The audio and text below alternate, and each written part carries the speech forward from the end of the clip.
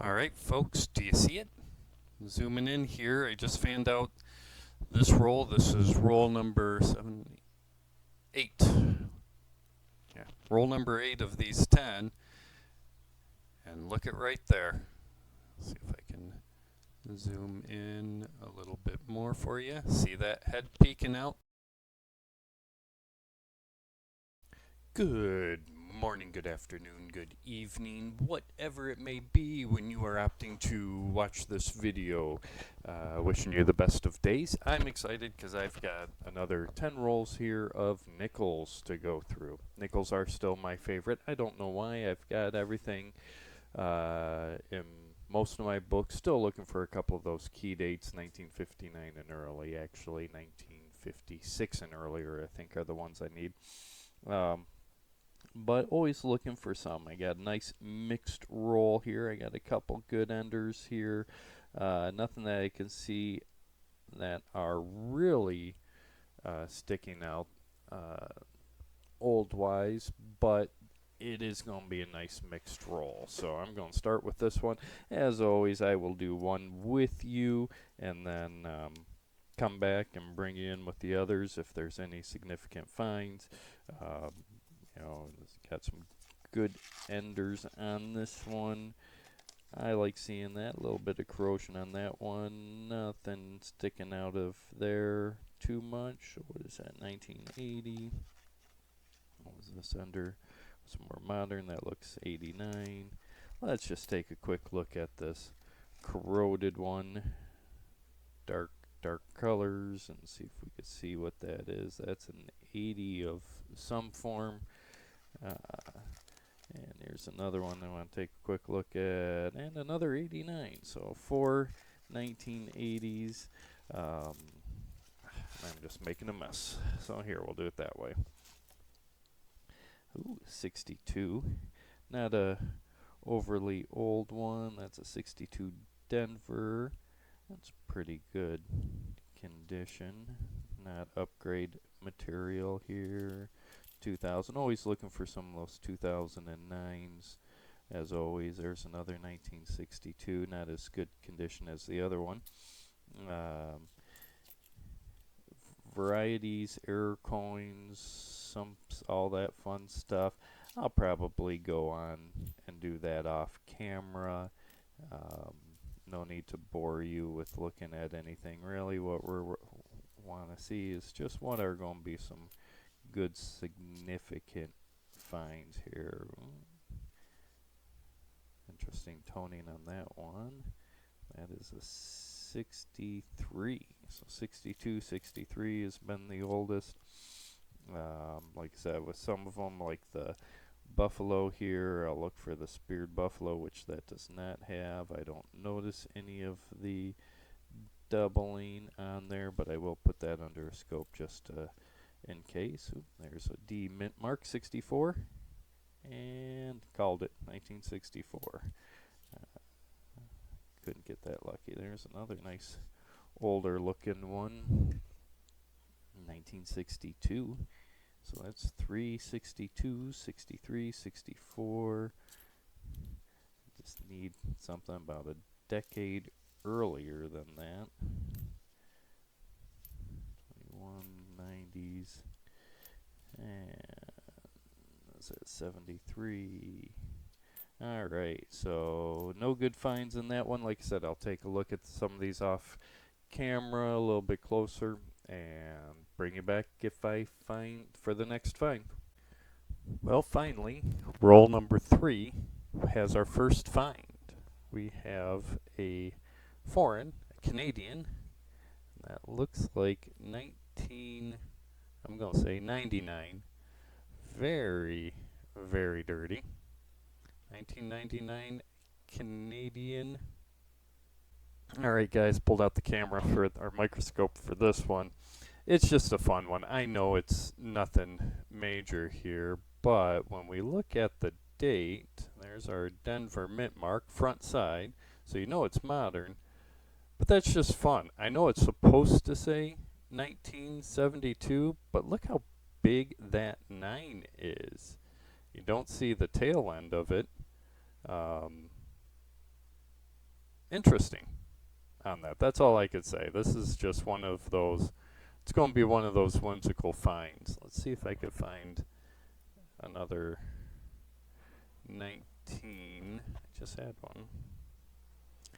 Yeah, I mean, when you look at the 1979 on this one, see how round and big that is versus this one. It's not rubbed off on there, but it's just one of those fun, misleading finds.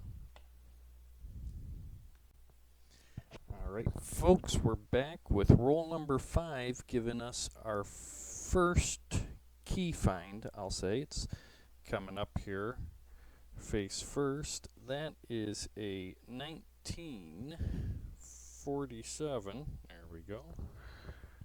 1947.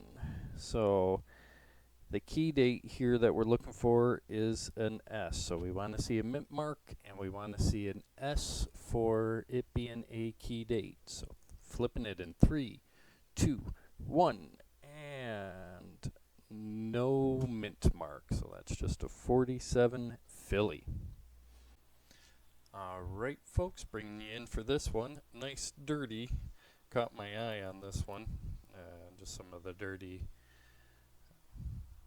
toning that this is, and then I noticed that's a D mint mark on the side. Let's see if we can zoom that in a little bit for you.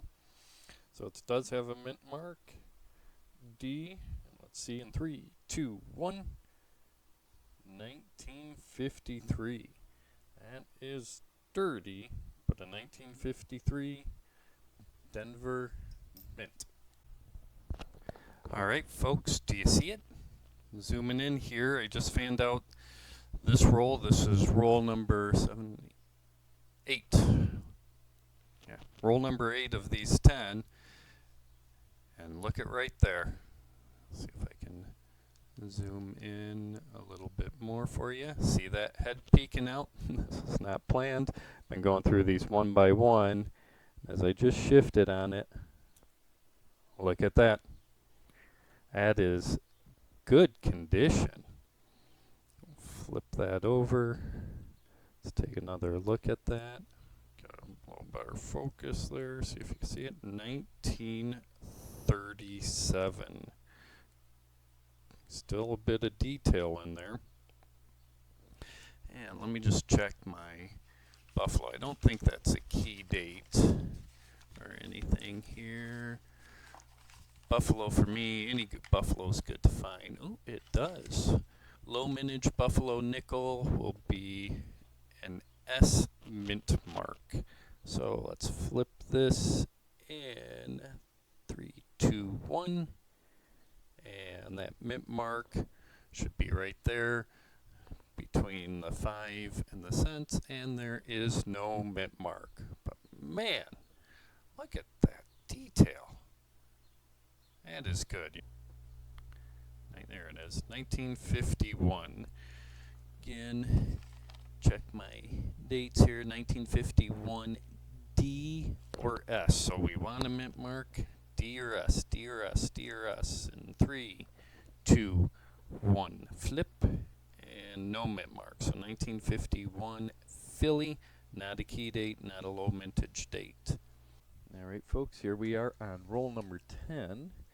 And a find comes up here. A little bit dirty. Definitely not in the best of condition. Not an upgrade. But there we go. 1942. Now, 1942, let me look here. I believe it is the D mint mark. 1943 D is a low mintage. 51. Yep, so 1940 D, Denver. That's what we're looking for. So 3, 2, 1, and flip. And it is a Philadelphia. So not the low mintage, 1942. Decent find. Either way, a 42, but yeah, look at that. A wee bit dirty on that one.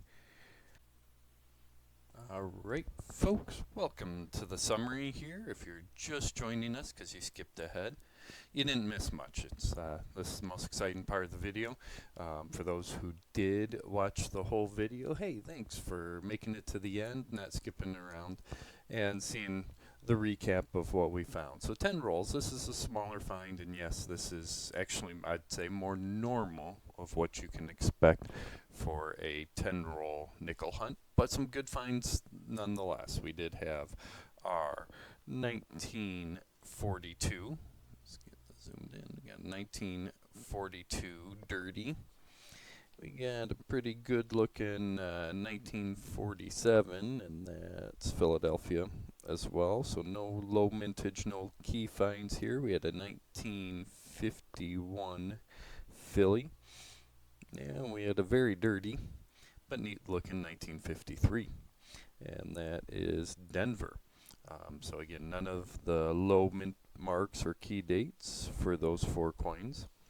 Other fun finds in this one was a 1972, and for those who missed it, let's see if I could throw this one throw the microscope on this one.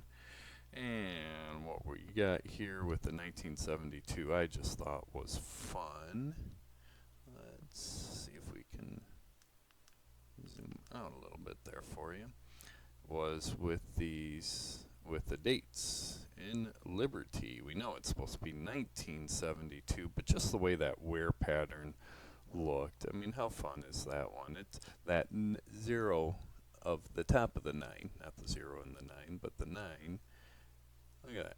It just rubbed off just perfectly there. I mean, that looks pretty big for a 9 anyways, but yeah, definitely not a 1072. I don't think Jefferson was around in 1072, let alone nickels, but just a fun, that's what I said, just a fun coin, not an error coin, just fun wear pattern. We did have one Canadian, same thing here, a little bit of corrosion on that one, a little get dirty, and that one is a 1999, so that's just a modern Canadian, nothing overly special about those. Now the special find though was this one. No mint mark, Philadelphia, but great condition. I mean, look at that. Buffalo, clear, see all the letterings, very little wear around those edges. You can still see a lot of the fur and the detail into the hump and the chin. And then when we flip that, that's a 1937 Buffalo. Date is out of focus here. Date is nice and clear, 1937. Still a lot of detail in that Indian head. Liberty's really clean and clear on that one. Now, as you notice, I did put on here 79.48 million minted. So not, this is one of the more common date Buffalo nickels, but a good find. I decided to put that in a flip either way. So as always, folks, thank you for watching. I really appreciate this. Share with your friends. Share this passion of coin collecting a piece of this history. Don't let this die out. More and more people should be doing this, especially in this day and age. It's good to see others that are collecting. Share your stories behind. Comment on any of the finds, what you thought of the 1072, or the other nickels, or the Buffalo head. Do like seeing and hearing those comments, and don't forget, if you haven't already, remember to hit that like button. Appreciate those who subscribed and supporting me in this tracking of history and this little hobby of mine. So I appreciate everybody. You guys have yourself a wonderful, wonderful day, evening, morning, wherever it may be, wherever you're at when you're watching this video. Thank you again.